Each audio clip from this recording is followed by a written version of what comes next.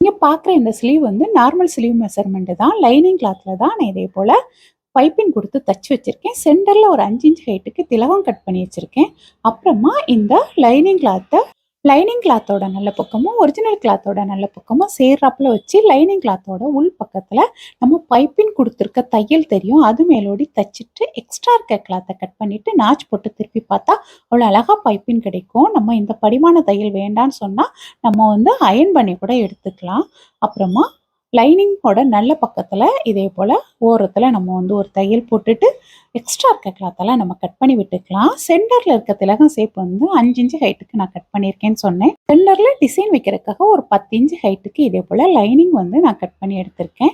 அதை 2ஆ மடிச்சா நமக்கு 5 inch height கிடைக்கும். இந்த 5 இன்ச்ல தான் நம்ம ஸ்லீவ் டிசைன் கொடுக்க போறோம். இதுக்கு 4 இன்ச்ல ஸ்கொயரா சில்க் காட்டன் பீஸ் கட் பண்ணி வச்சிருக்கோம். ஈஸியான டிசைன் தான். இதனோட பார்ட் 2 நெக்ஸ்ட் வீடியோவில் பார்க்கலாம்.